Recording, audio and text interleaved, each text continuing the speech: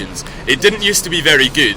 It's just that it was invaded quite a few times, and every time somebody invaded it successfully, the fact they had got in means that they had identified some sort of structural weakness, so they would endeavour to improve it, adding a new battery or adding a new portcullis or perimeter wall. So in that respect, the castle is a result of generations and generations of improvement progressively. And if you go into the castle, you really go through it in reverse chronological order. All the new stuff's at the front, the old stuff's up at the back.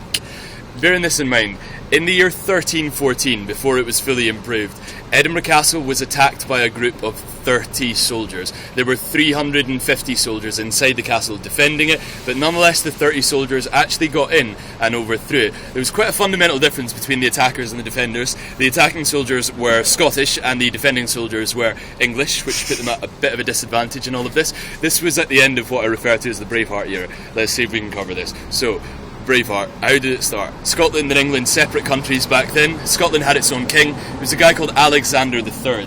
Now, like a lot of the Scots, Alexander was quite a heavy drinker. Scotland's king got incredibly drunk, then got on a horse and tried to do a 17-mile journey on horseback to visit his wife.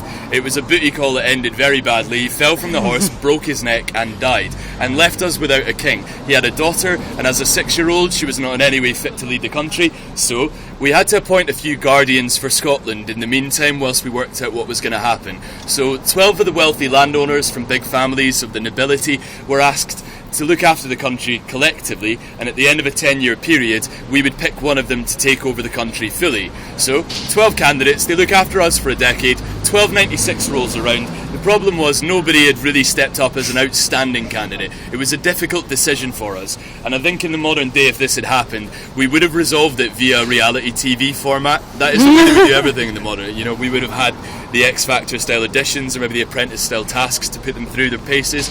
As it was, to draw a very crude analogy between this and the USA version of the X Factor, in the American X Factor, to help decide who the best singer is over there, they invite an impartial judge from England, a guy called Simon Cowell. He's one of the judges that helps make an informed decision on this, and that's kind of what Scotland did in 1296. We invited an impartial judge from England to help us choose, albeit the English judge was a guy called Edward this time, known as Edward I, also known as Longshanks because he was tall and had long shin bones and he was 6'1", and also known later in history as Edward the Conqueror because of his knack for going to foreign countries and conquering them. You can see where this is going already. Nonetheless, he was invited to Scotland to help us choose because apparently he had no friends in Scotland, so would be able to make an objective, unbiased decision about who the best king was, and he would also, as a king, know the attributes necessary to run a country. So he was apparently the best person to do this for us. So the English king came up to Scotland, looked around the 12 candidates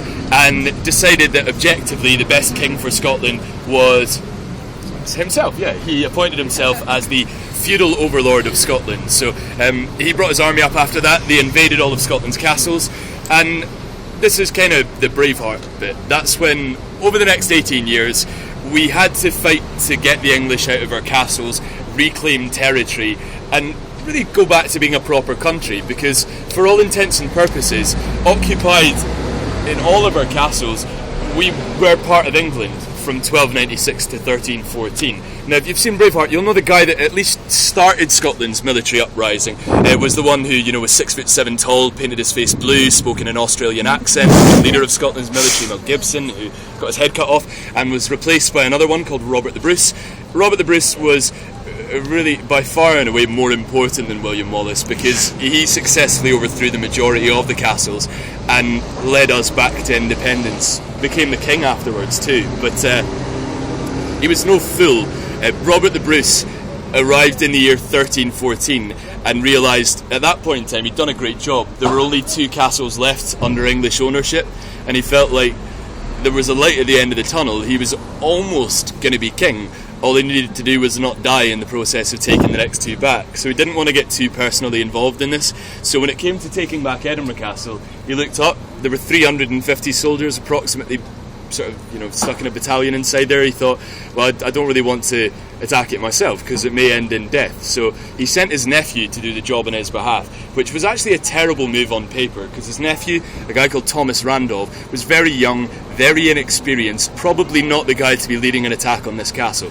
Nonetheless, it worked out kind of well because little Thomas Randolph, his nephew, was a little bit too awkward about making a plan himself. He decided to interview a number of his more mature soldiers, and he asked his older troops for alternative suggestions. One of his soldiers basically said, as a youth, he'd worked as a night watchman in the castle, and every night when he was meant to be working, he'd wait until the sun went down, climb down the rock face on this side, go down to the grass market, have some beers, go to his girlfriend's house, play Scrabble, and then just before the sun came up, he would climb back up the rock face, jump in, and pretend that he'd been there for the entire evening. Now, he reckoned that he'd done that for 12 years in total without being detected during his youth, and so sharing that knowledge with the commander Randolph, they decided that would be the best thing to do, would be to launch a stealth attack using that pathway up the rock face. I'm not recommending any of you try this, particularly now as the perimeter walls during the 1600s were extended to the very, very edge of the rock face to prevent that happening again, but it's reasonably easy at least to climb the rock face from this side if you know the route. So that's what they did.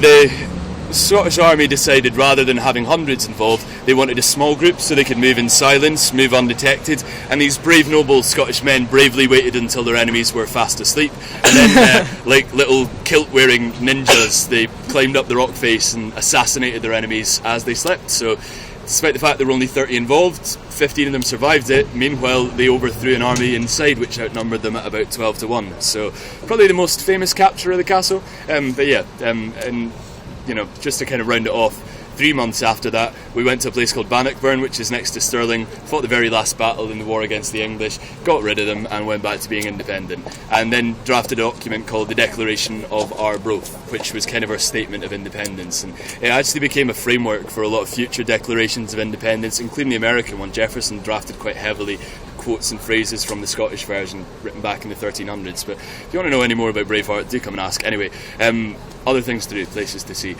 What I think we'll do just now, we go up